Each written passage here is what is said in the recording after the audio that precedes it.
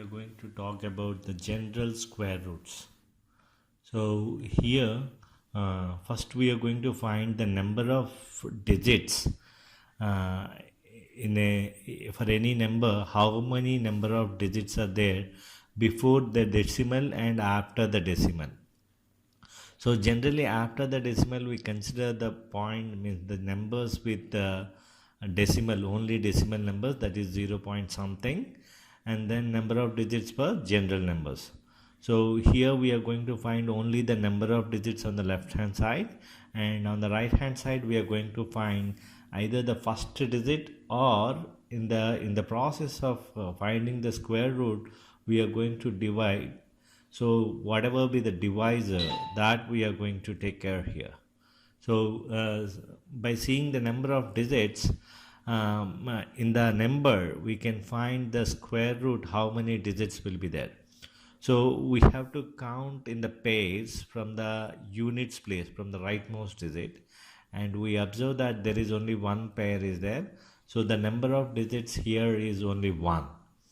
So from here if I count, there are 2 pairs are there. One is 2 digits, and then if nothing is there, we imagine 0 here. So there are 2 pairs are there. So there are 2 digits in the answer before the decimal. Now in the third example, we observe that there are 3 pairs are there.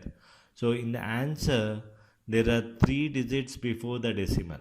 So whatever be the answer for this, the decimal will start after the 3 digits. Now whenever it is a decimal number, means 0 point something, then the bar will start from immediate after the decimal, from left hand side. That is, 2 is considered as 20. So the number of digits before the number of zeros here, we will count in this case the number of zeros after the decimal. So here no 0 will be there. In the first place itself we are getting the number. Although 0 we are seeing here, but we are taking 2 digits together. So in this case also there are no zeros in this case. Like for this is something like the answer of this. If at all I am taking the square root will be 20, means it is 0.4 something. So there is no zeros immediate after the decimal. Similarly, if I am taking 6, so it is only 6 I am taking. So the square root, if I am taking of 6 square root is 0.2 is 0.04. So 0.2 something is there. So that is how we go ahead. So there are no zeros here. After the decimals there are no zeros. Here also after the decimal there are no zeros. That's how we are writing the 0 as our answer. And coming to here, there are, although 3 zeros are there in the question, but we have in the answer only 1 0. So it is approximately like 0.02 something. So to whatever accordingly. So there is 1 0 here. So here we are going to write only the number of zeros. So the number of zeros in this case is only 1.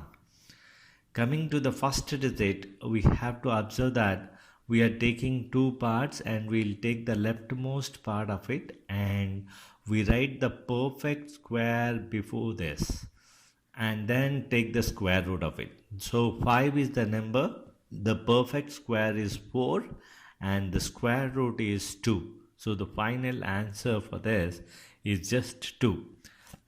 There will be the number, but it starts with the first digit, the leftmost digit is 2. It starts with 2. Similarly, if I am taking this, here my number is 21. After taking the digits from the right hand side, the number is 21. And 21, the square before 21 is 16, and the square root is 4.